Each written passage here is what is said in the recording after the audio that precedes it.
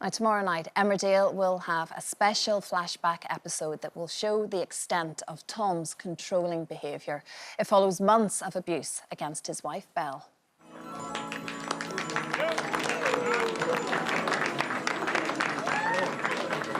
One day, when it was about us, instead, you just let your family ride roughshod, take over, and ruin the entire thing. You're like a human pinball, bouncing around from one stupid mistake to the next. It's my mum. Her ashes. Stop lying! Tom, don't! No, don't! I'm pregnant! I've had an abortion.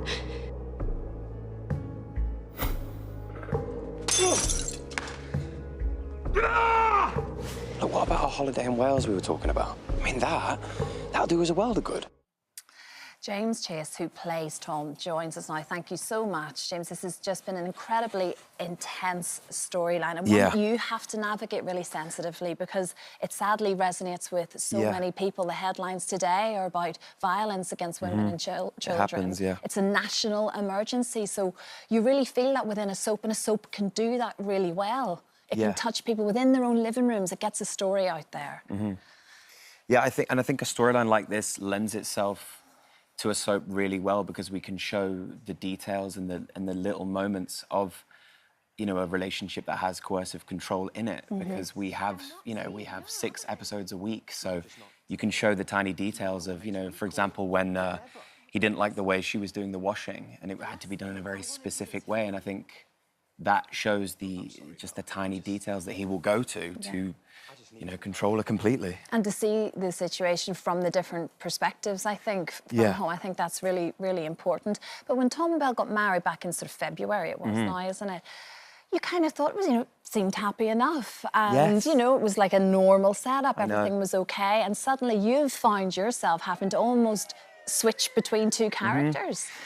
Yeah, in a way, because obviously I played Tom for 7-8 months of him being, you know, for the most part, a good guy. The occasional red flag, which I think you're going to get. Yeah.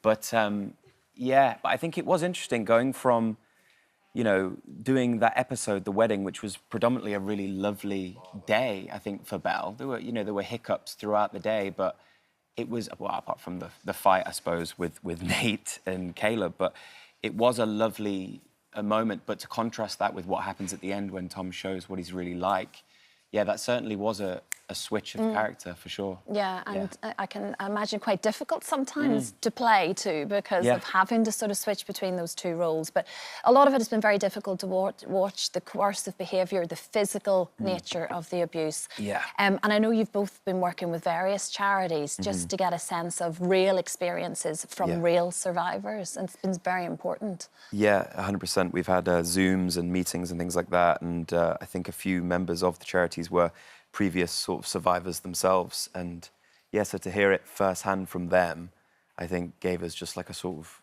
just a real, you know, it's just something real that we could imbue into it because we'd met literal people that had been in these situations. Yeah, of course. Well, tonight we see Kane and Charity becoming increasingly worried. Yeah.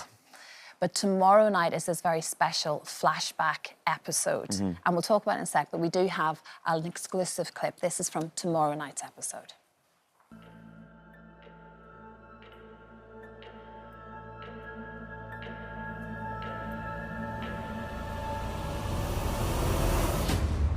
Cottage on the right. Yep. Oh, it looks beautiful. Even better than the pictures. I know. How did you actually find it? Oh, yeah. Just pulled a few strings. Should we capture the moment? You know, we can actually have a good time without documenting the entire holiday. I just want you all to myself.